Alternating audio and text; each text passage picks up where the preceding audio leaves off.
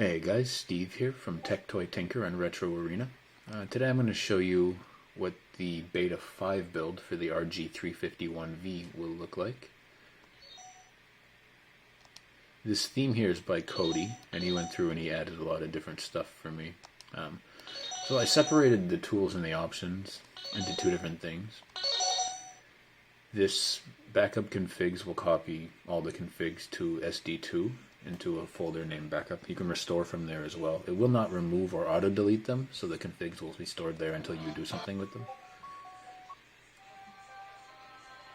I'm going to go through and show you guys a little bit about what's in here. I've added several new ports and several new emulators and cores as well.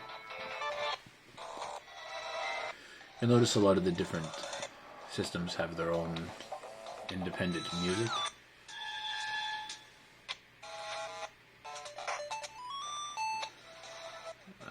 Christian helped me with this particular build of Emulation Station. He fixed the keyboard and stuff in the metadata section.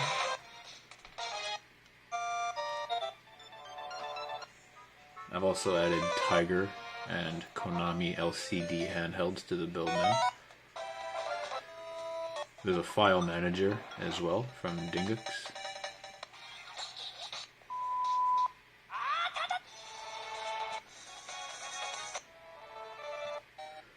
I want to make sure you guys get a chance to really see this theme and all of the different systems that are here.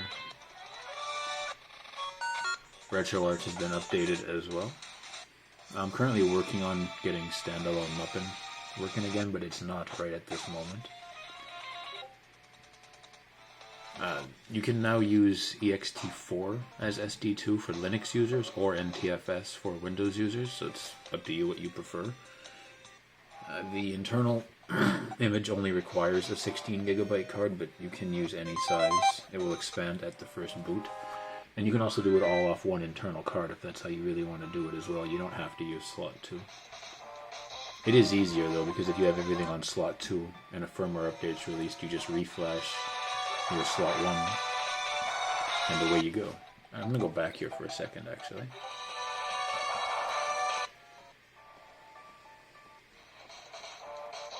I guess it was further up still.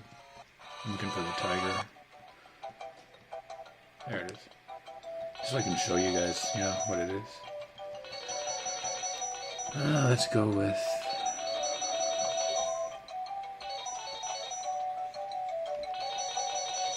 Let's go with Sonic.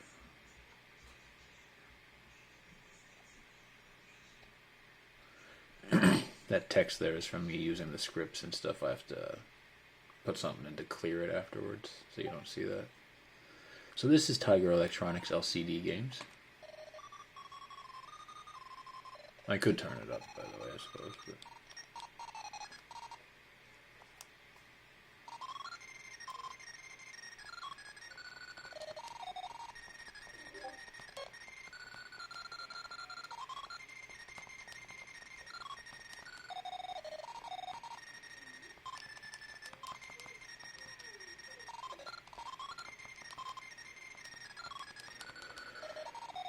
I think you get the general idea.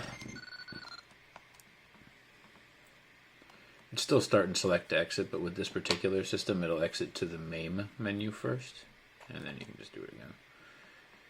You can browse around the MAME menu too, but...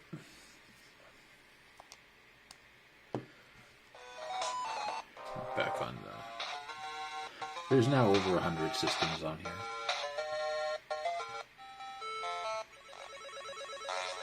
And we're back. So options here has currently just all the Wi-Fi stuff.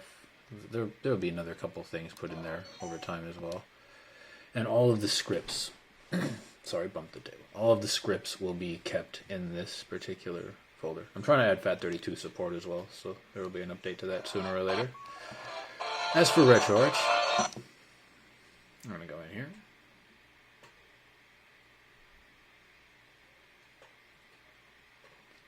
See, 191 was released, I believe, 3 days ago. 32 and 64-bit are both 191 now.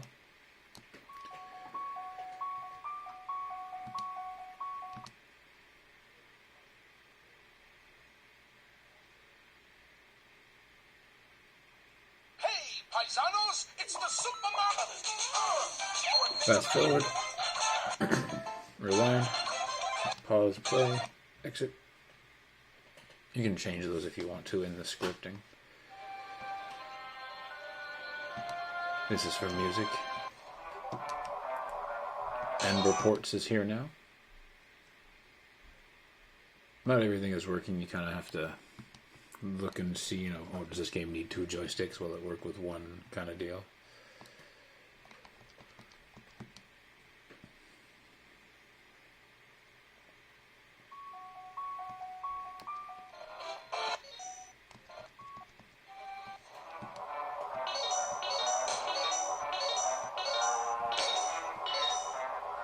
Here's the file manager. As you can see, it's from OpenDingix. Copy files back and forth, view files. MAME I'm probably going to remove or upgrade, one of the two, depending on how the next experiment goes. So I don't know what you'll see in the beta build. It's not officially released yet. This is just my copy of it, my working copy. I don't even remember if I left it in here, and I think I might have. No, I removed it already. Okay. I'm rebuilding it right now, actually. I will also be moving, or not moving, but adding the Pico 8 non-libretro core emulator as well. A user that's been helping a lot by the name of B. Hoffman 1980 is the one who hooked me up with that. So thank you for that.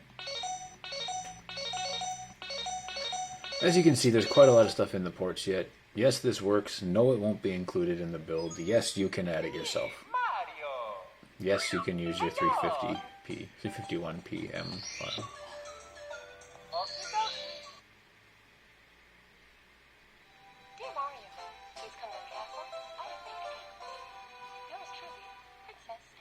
It is 60 FPS. Looks good on this particular screen.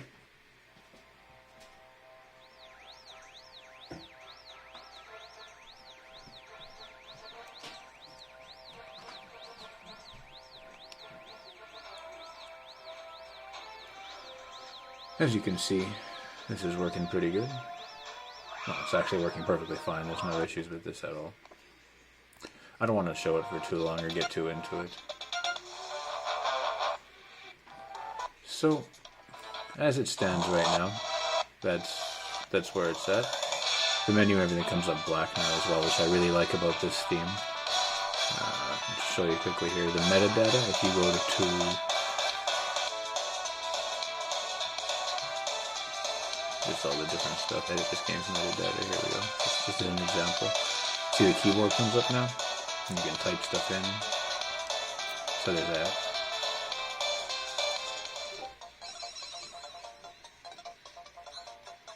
You can change the theme a little bit to make the writing a little bigger if you want to by editing the XML file.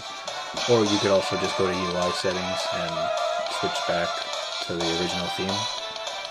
The music will go away in a minute once the song ends.